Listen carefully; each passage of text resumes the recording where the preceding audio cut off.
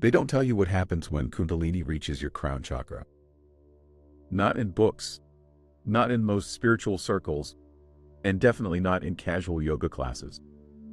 Because what happens isn't just blissful, it's radical. It shatters everything you thought you were. It rewrites your reality. And once you experience it, there's no going back. Welcome to Kundalini Awakens, where we uncover the truths of Kundalini and more. Kundalini energy is the raw, untapped force lying dormant at the base of your spine. It's been called the serpent power, the divine feminine, the ultimate key to unlocking your higher self. But this isn't just another spiritual buzzword. This is something real. A force so powerful, it can push you into states of consciousness that defy science. It can heal, it can destroy, and when it rises all the way to the crown chakra, reality itself bends. Think about that. Your mind, your identity, even your perception of time, warped. Some people call it enlightenment. Others call it the death of the ego. Some experience unshakable peace, while others descend into madness. Why? Because Kundalini doesn't just rise.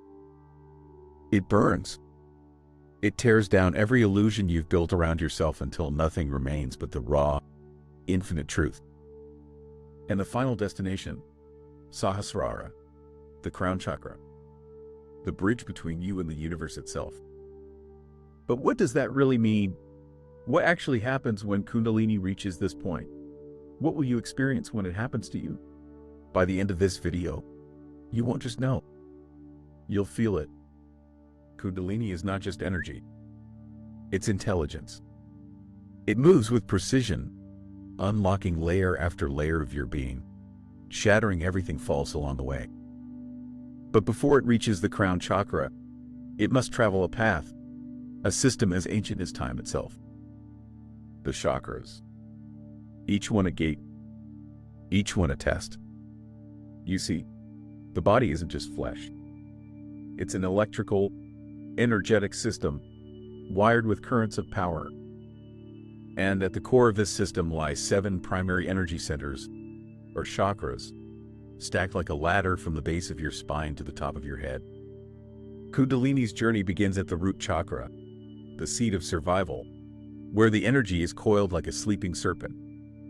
For most people, it stays there, locked, never moving. But when it awakens, it surges upward, ripping through each chakra, activating dormant abilities, expanding perception, and breaking down illusions. At the sacral chakra, raw emotions flood to the surface. Desires intensify. The body becomes electric. At the solar plexus, identity dissolves. What you thought you were no longer makes sense. The heart, it explodes open, dissolving old pains, replacing them with overwhelming love. And the third eye, that's where things get dangerous. Because here, reality begins to break apart. The visions start. The downloads. The feeling that you are seeing beyond the veil, past the physical, into something deeper, something forbidden. But this is just the beginning. Because all of this leads to the final destination, the point of no return. Sahasrara, the crown chakra. And when Kundalini gets there, everything changes. Sahasrara, the 1,000-petaled lotus, the gateway to the infinite, the point where you dissolve. This isn't just another chakra. This is the end of the road for Kundalini's ascent. And when it reaches here, something happens that no one can prepare you for. Reality folds. Time ceases to exist. There is no you anymore, only an expansion so vast, so absolute, that everything you thought was real shatters like glass. Some describe it as merging with the universe itself. Others feel like their consciousness is pulled out of their body, stretched beyond the limits of human perception. The concept of I dissolves. Ego is obliterated. What's left? A feeling beyond words. For some, it's pure bliss, a state so profound that nothing in this world can compare. No fear, no suffering, just an overwhelming knowing that you are, and always have been, part of something much greater. For others, it's terrifying, because the self they've clung to for a lifetime, gone. No boundaries, no separation, just an infinite vastness that swallows them whole. Some resist it. They try to hold on to their identity, only to spiral into confusion, even madness. But here's the thing, this moment, this merging with cosmic consciousness, it is the ultimate truth. The moment where you realize everything you believed about yourself was just a construct, a dream. And once you've seen it, you cannot unsee it. Kundalini has reached the crown. The serpent has completed its journey. But now the real question begins. What happens next? What happens next depends on one thing: how ready you were when Kundalini hit the crown. Because this isn't the end of the journey. It's the beginning of something else. Something that changes you forever. For some, life becomes effortless. They walk through the world with a sense of peace so deep, so unshakable, that nothing disturbs them anymore. They see through the illusion of separation. Fear dissolves. Death is no longer something to be afraid of, because they've already died and been reborn in a way that few ever will. But for others, it's chaos. Imagine this. One moment, you're human. The next, you're something else entirely. You felt the infinite, but now you have to come back to this reality, this body, this world of bills, conversations, and routine. And it doesn't make sense anymore. Nothing does. The food you used to eat feels foreign. The ambitions you once had, meaningless. The people around you, it's like you're watching them play a game you no longer belong to. Some call it spiritual psychosis. Others call it the dark side of awakening. Because the truth is, not everyone can handle this level of awareness. Some people completely lose themselves. They detach so much from the physical world that they struggle to function. They speak in riddles, lost in their own minds. Some never come back. But those who do, they come back as something different. Wiser. Lighter. As if they've unlocked a cheat code to existence itself. And then, there are the abilities. Yes, abilities. Because when Kundalini reaches the crown, something else happens. Something that goes beyond just an expanded mind. The body itself begins to change. People report heightened intuition, almost psychic levels of perception. Some can sense emotions, energy, even thoughts with terrifying accuracy. Others describe spontaneous healing abilities, as if their hands can channel raw life force. And then there are those who, somehow, seem to manipulate reality itself. Coincidences turn into patterns. Thoughts manifest into reality at an unnatural speed. Time itself feels different. So, was this just a personal awakening, or a doorway to something far bigger? But before we go deeper, there's something else you need to know: the dangers. Because not everyone survives this transformation. And the next part, it's where things get dark. Not every Kundalini awakening ends in bliss. Not everyone walks away enlightened. Because when you push beyond the limits of human consciousness, you don't just encounter light. You meet the shadows. And if you're not ready, they will consume you. This is the part no one talks about. The part where people break.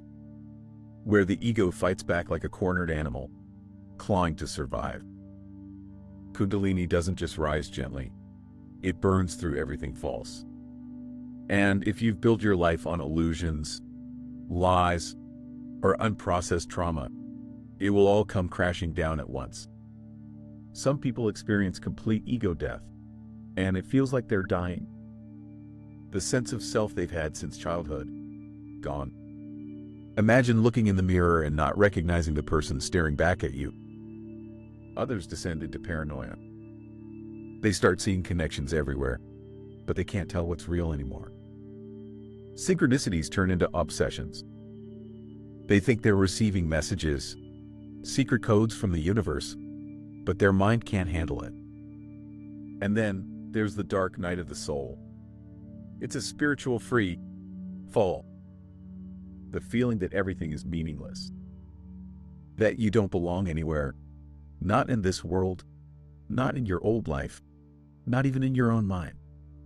It's why some people who experience an uncontrolled Kundalini awakening spiral into depression. Why some isolate themselves, disconnect from reality, or in extreme cases, lose touch completely. And the scariest part, there's no off switch.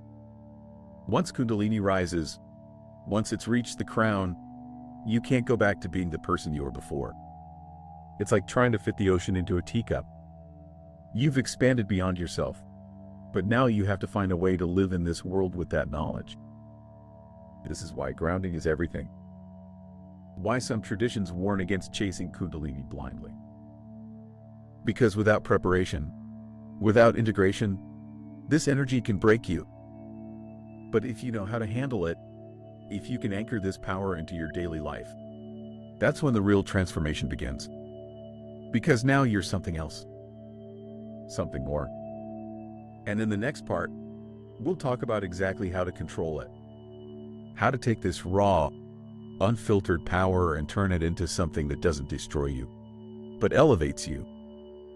So how do you control it? How do you take this raw, untamed power and make it work for you instead of against you? Because once Kundalini reaches the crown, you have two choices: integrate it or let it consume you. And this is where most people fail. Because they think once the energy reaches the top, the journey is over. It's not. The real work begins after the awakening. The process of grounding, stabilizing, and learning how to function in the world again, but as something completely new. So here's the truth. You don't control Kundalini. You become it.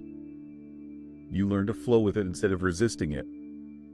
And there are only a few ways to do this effectively. First, the body. Kundalini is not just a spiritual force, it's a biological one. It moves through your nervous system, electrifying every cell. If your body isn't prepared, it can wreak havoc, insomnia, uncontrollable muscle spasms, surges of heat that feel like your skin is on fire. This is why ancient traditions emphasized physical preparation before awakening it. Yoga wasn't just about stretching. It was a technology. A way to make the body strong enough to handle the voltage of an awakened Kundalini. Breathwork. Cold exposure. Movement.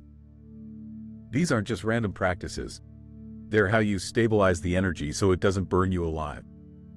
Then, the mind. Your thoughts are no longer just thoughts.